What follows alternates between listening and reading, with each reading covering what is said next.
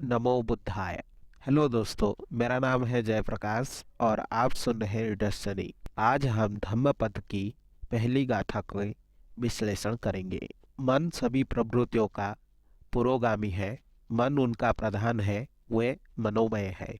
यदि कोई दोषायुक्त मन से बोलता है या कर्म करता है तो दुख उसका अनुकरण वैसे ही करता है जैसे गाड़ी का चक्का खींचने वाले बैलों के पैर का छोटा सूत्र, पर बड़ा दुर्गामी। ध्यान रखना, बुद्ध किसी शास्त्र को नहीं दोहरा रहे हैं, बुद्ध से शास्त्र पैदा हो रहा है। मन सभी प्रवृत्तियों का पुरोगामी है। कोई भी वृत्ति उठती है। राह पर तुम खड़े हो, एक सुंदर कार निकली। क्या हुआ तुम्हारे मन में? एक छाप पड़ी, एक काली कार निकली, एक प्रतिबिंब गूंजा। कार के निकलने से वासना पैदा नहीं होती। अगर तुम देखते रहो और तुम्हारा देखना ऐसा ही तटस्थ हो जैसे कैमरे की आंख होती है, कैमरे के सामने से भी कार निकल जाए, वो फोटो भी उतार देगा तो भी कार खरीदने नहीं जाएगा और ना सोचेगा कि कार खरीदनी है। अगर तुम वहाँ खड़े हो और कैमरे जैसी तुम्हारी आंख है, तुमने सिर्फ देखा, काली कार गुजर गई, चित्र बन गया, एक छाया आई गई, कुछ भी कठिनाई नहीं हुई। लेकिन जब ये काली छाया कार की तुम्हारे भीतर से निकल रही, जब तुम्हारे मन में एक कामना जगी, ऐसी कार मेरे पास हो, मन में एक विकार उठा, एक लहर उठी, जैसे पानी में किसी ने कंकड़ फेंका और लहर उठी। कार तो जा चुकी, अब लहर तुम्हारे साथ है। अब ये लहर तुम्हें चलाएगी। तुम धन कमाने में लगोगे या तुम चोरी करने में लगोगे या किसी के जेब काटोगे। अब तुम कुछ करोगे। अब वृत्ति ने तुम्हें पकड़ा। अब वृत्ति तुम्हारी कभी क्रोध करवाएगी। अगर कोई बाधा डालेगा, अगर कोई मार्ग में आएगा तो तुम हिंसा करने को उतारू हो जाओगे, मरने मारने को उतारू हो जाओगे। अगर कोई सहारा देगा तो तुम मित्र हो जाओगे, कोई बाधा देगा तो तुम शत्रु हो जाओगे। अब तुम्हारी रात तो इसी सपने से भर जाएंगी। बस ये कार तुम्हारे आसपास घूमने लगेगी। जब तक ये ना हो जाए तुम्हें चैन ना मिलेगा। और मज़ा यह है कि बरसों की मेहनत के बाद जिस दिन ये तुम्हारी हो जाएगी, तुम अचानक पाओगे कार तो अपनी हो गई, लेकिन अब इन बरसों की बेचैनी का अभ्यास हो गया। अब बेचैनी नहीं छोड़ती। कार तो अपनी हो गई, लेकिन बेचैनी नहीं जाती, क्योंकि बेचैनी का अभ्यास हो गया। अब तुम इस बेचैनी के लिए नया कोई यात्रा पथ खोजोगे। बड़ा मकान बनाना है, हीरे जवाहरात खरीदने हैं।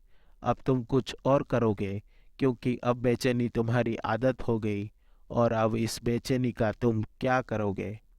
सालों तक बेचैनी को संभाला, कार तो मिल गई, लेकिन अब कार का मिलना ना मिलना बराबर है। अब ये बेचैनी पकड़ गई। इसीलिए तो धनी बहुत लोग हो जाते हैं और धनी नहीं हो पाते, क्योंकि जब वे धनी होते हैं तब तक बेचैनी का अभ्यास हो गया उनका।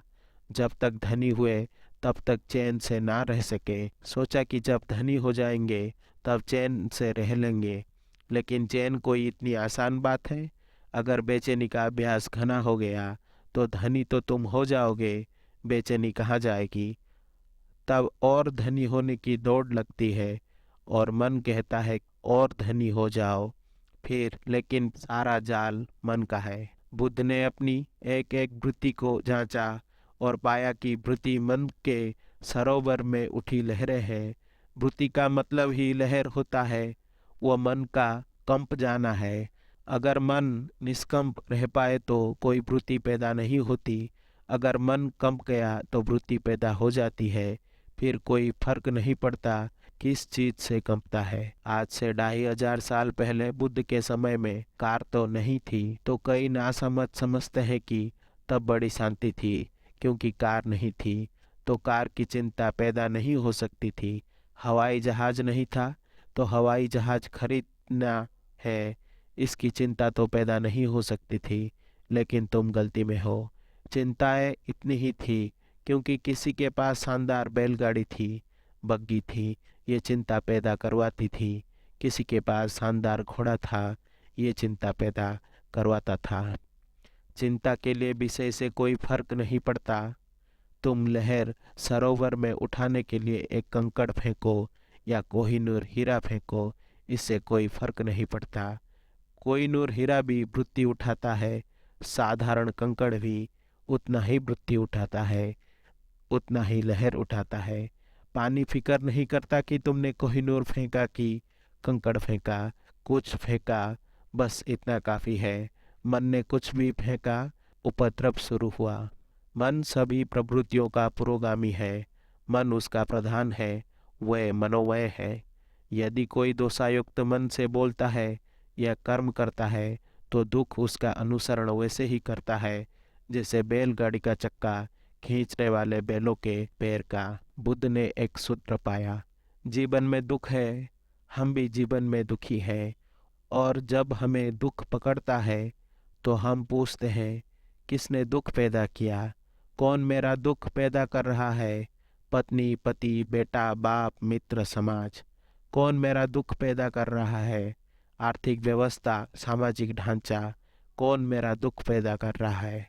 मांस से पूछो तो वो कहता है दुख पैदा हो रहा है क्योंकि समाज का आर्थिक ढांचा गलत है, गरीबी है, अमीरी है, इसीलिए दुख पैदा हो रहा है।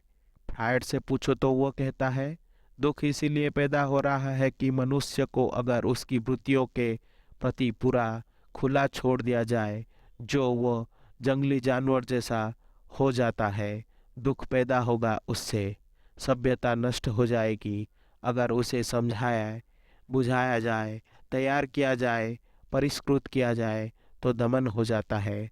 दमन होने से दुख पैदा होता है। इसीलिए फ्रायड ने कहा दुख कभी भी नहीं मिटेगा। अगर आदमी को बिल्कुल खुला छोड़ दो तो मार काट हो जाएगी, क्योंकि आदमी के भीतर हजार तरह की जानवर वृत्तियां हैं। अगर दबाओ, ढंग का बनाओ, सज्जन बनाओ तो दमन हो जाता है। दमन होता है तो दुख होता है। वृत्तियां पूरी तरह नहीं हो पाती, पूरी करो तो मुसीबत, ना करो तो मुसीबत। तो फ्रायड ने तो अंत में कहा कि आदमी जैसा है कभी सुखी हो ही नहीं सकता, सुख असंभव है। फ्रायड और मार्क्स, इसका विश्लेषण ही अगर अकेला विश्लेषण होता तो पक्का है कि आदमी कभी सुखी नहीं हो सकता, क्योंकि रूस में गरीब अमीर मिट गए लेकिन दुख नहीं मिटा। गरीब अमीर मिट जाए तो दूसरे वर्ग खड़े हो गए। कोई पद पर है, कोई पद पर नहीं है, कोई कम्युनिस्ट पार्टी में है, कोई कम्युनिस्ट पार्टी में नहीं है। जो पद पर है वो इतना शक्तिशाली हो गया कि जितना धनी पुराने दिनों में कभी भी नहीं था, और जो पद पर नहीं है वो इतना निर्बल हो गया है जितना भूखा भिखमंगा गरीब कभी नहीं था। धनी के हाथ में इतनी ताकत कभी नहीं थी जितनी रूस में पदाधिकारी के हाथ में है। संघर्ष वहीं का वहीं खड़ा है, भेद वहीं का वहीं खड़ा है। वर्ग नए बन गए, पुराने मिटे तो कुछ ऐसा लगता है आदमी बीमारी बदलता जाता है। क्रांतियों के नाम से केवल बीमारी बदलती है, कुछ भी बदलता नहीं। ऊपर के ढंग बदलते हैं, भीतर का रोग जारी रहता है। सब क्रांतियां व्यर्थ हो गई है, सिर्फ बुद्ध की एक क्रांति अभी भी सार्थकता रखती है।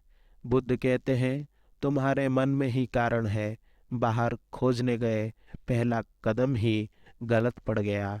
अब तुम ठीक कभी ना हो पाओगे, तुम्हारे मन में ही दुख का कारण है। जब भी तुम किसी को दुख देना चाहते हो तुम दुख पाओगे। जब भी तुम दुख देने की आकांक्षा से भरे किसी विचार के पीछे जाते हो तुम दुख के बीच बो रहे हो। दूसरे को दुख मिलेगा या नहीं मिलेगा, तुम्हें दुख जरूर मिलेगा।